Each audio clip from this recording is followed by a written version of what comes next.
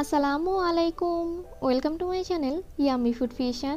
আমি আজকে আপনাদেরকে চিজ এবং পিৎজা সস দ্বারা খুব সহজেই পিৎজা তৈরি করে দেখাবো। আর এই পিৎজা কীভাবে আপনারা 3 মাসের মতো সংরক্ষণ করতে পারবেন তার ডিটেলসই দেখিয়ে দেবো।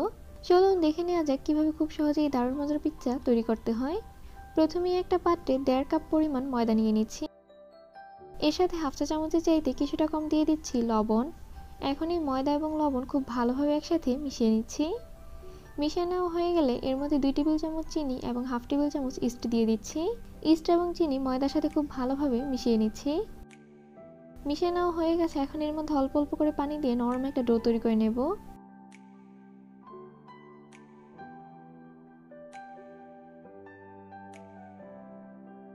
এখন এর মধ্যে 2 টেবিল চামচ তেল দিয়ে দিচ্ছি। তেল দিয়ে ডোটাকে আবারও খুব ভালোভাবে মথে নিচ্ছি। আমাদের কিন্তু একদম সফট একটা ডো তৈরি করে নিতে হবে। তেল দেওয়ার পর ডোটাকে প্রায় 5-6 মিনিটের মতো খুব ভালোভাবে মথে নিয়েছি। এখন এই ডো রেস্টে রেখে দেব। এই জন্য এর উপরে সামান্য পরিমাণে একটু তেল মেখে নিচ্ছি। প্লাস্টিক র্যাপ দিয়ে খুব ভালোভাবে উপরের দিকটা মুড়িয়ে দিচ্ছি। রুমের স্বাভাবিক তাপমাত্রায় রেখে দিচ্ছি যতক্ষণ না পর্যন্ত এই ডোটা ফুলে ডাবল হয়ে যায়। অন্যদিকে আমরা বাকি সব কিছু রেডি করে নিচ্ছি। এখন একটা হাঁড়িতে 2 টেবিল চামচ তেল খুব ভালোভাবে গরম করে নিচ্ছি। তেলটা গরম হয়ে আসলে এর মধ্যে 1 কাপ দিয়ে দিচ্ছি মুরগির মাংস। মুরগির মাংস আমি ছোট ছোট টুকরো করে কেটে নিয়েছি। হাফ চা চামচ দিয়ে দিচ্ছি আদা রসুন বাটা, সামান্য পরিমাণে লবণ এবং 1 চা চামচ ম্যাজিক মশলা দিয়ে দিচ্ছি। এখন এই সব কিছু খুব ভালোভাবে একসাথে মিশিয়ে নিচ্ছি।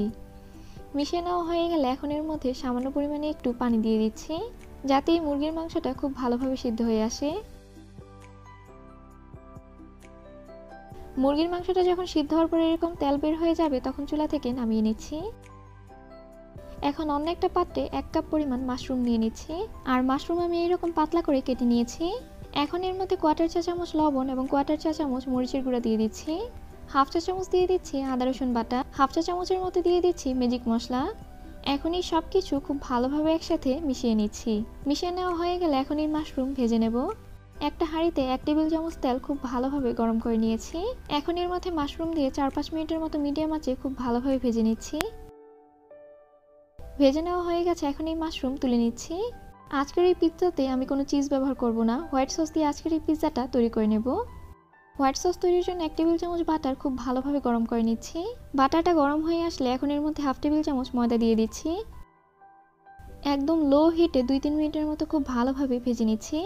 যখন ময়দা থেকে খুব সুন্দর একটা ঘ্রাণ বের হবে তখন এর মধ্যে অল্প অল্প করে হাফ কাপ দুধ দিয়ে দিচ্ছি।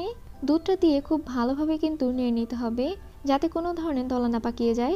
এখন এর মধ্যে 1/4 চা চামচ লবণ, 1/4 চা চামচ অরিগানো এবং সামান্য পরিমাণে কালো গোলমরিচের গুঁড়া দিয়ে দিচ্ছি। সব কিছু খুব ভালোভাবে একসাথে মিশিয়ে নিচ্ছি। সসটা যখন এরকম ঘন হয়ে আসবে তখন চুলা থেকে নামিয়ে নিচ্ছি, কারণ ঠান্ডা হওয়ার পরে এই সসটা আরও অনেকটা ঘন হয়ে যাবে। শুধুমাত্র টমেটো সস দিয়ে পিৎজা তৈরি করলে পিৎজা খেতে কিন্তু একেবারেই ভালো লাগে না। এই জন্য নর্মাল টমেটো সসটা দিয়েই পিৎজা সস তৈরি করে নিতে হবে। একটা হাঁড়িতে 1 টেবিল চামচ বাটার খুব ভালোভাবে গরম করে নিচ্ছি। বাটারটা গরম হয়ে আসলে এর মধ্যে 1 টেবিল চামচ দিয়ে দিচ্ছি পেঁয়াজ কুচি। এখন এই বাটারের সাথে পেঁয়াজ একদম লো হিটে খুব ভালোভাবে ভেজে নিতে হবে। পেঁয়াজটা মোটামুটি ভেজে নেওয়া হয়ে গেলে এর মধ্যে 1/4 কাপ টমেটো সস দিয়ে দিচ্ছি আর হাফ চা চামচ দিয়ে দিচ্ছি চিনি। এখন এই সব কিছু খুব ভালোভাবে মিশিয়ে প্রায় 1 মিনিটের মতো জাল করে নিচ্ছি। আমাদের পিৎজা সস এখন পুরোপুরি তৈরি, চুলা থেকে নামিয়ে নিচ্ছি। যে ডোটা রেস্টে রেখেছিলাম ডোটা ফুলে কিন্তু দ্বিগুণ হয়ে গেছে। এখন এর ভেতর থেকে বাতাসটা বের করে নিচ্ছি। আজকের এই ডো দিয়ে আমি 4টা পিৎজা তৈরি করব, এই জন্য এই ডোটাকে 4 ভাগে ভাগ করে নিচ্ছি। একটা হাঁড়িতে সামান্য পরিমাণে বাটার মেখে নিয়েছি। এখন একটা ডো নিয়ে খুব ভালোভাবে গোল করে দিচ্ছি। কাঁটা চামচের সাহায্যে এখন এই ডোয়ের সম্পূর্ণ দিকে ছিদ্র করে দিচ্ছি।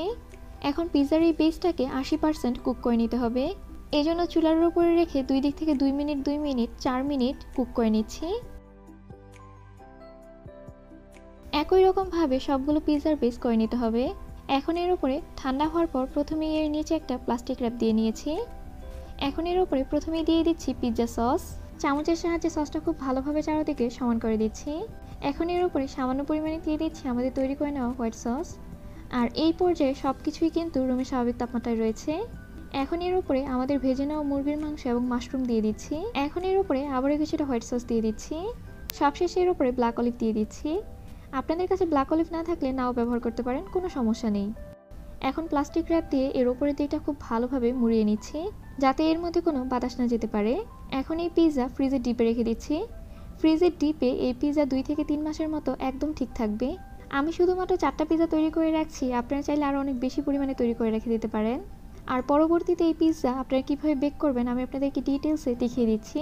ফ্রিজের ডিপ থেকে বের করে রুমের স্বাভাবিক তাপমাত্রায় 20 মিনিটের মতো রেখে দেবেন। 20 মিনিট পর একটা মোল্ডের মধ্যে এখন এই পিৎজা নিয়ে নিচ্ছি। ঠিক যেভাবে আমরা কেক বেক করি সেভাবেই কিন্তু এই পিৎজা বেক করে নিতে হবে। সরাসরি হাঁড়িতে বা তাওয়ার উপরে রেখে পিৎজা বেক করতে যাবেন না, সেক্ষেত্রে নিচের দিকটা একদম শক্ত হয়ে যাবে আর খেতেও খুব একটা ভালো লাগবে না। চুলায় একটা হাঁড়ি 10 মিনিটের জন্য হাই হিটে প্রিহিট করে নিয়েছি। এখন এর মধ্যে মোলটা দিয়ে ঢাকনা দিয়ে ঢেকে দিচ্ছি। চুলার আঁচটা মিডিয়াম করে দিয়ে 10 মিনিটের জন্য বেক করে নিচ্ছি। পিৎজা বেক করতে চুলার আঁচ কিন্তু লো করে দেওয়া যাবে না, চুলার আঁচটা মিডিয়াম রেখে এই পিৎজা বেক করে নিতে হবে।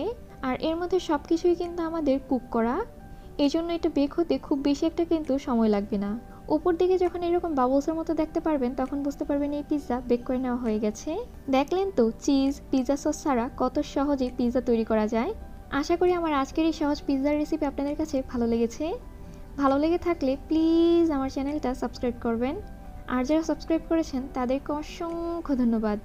সবাই অনেক বেশি ভালো থাকবেন, সবাই সবার জন্য দোয়া করবেন। আল্লাহ হাফেজ।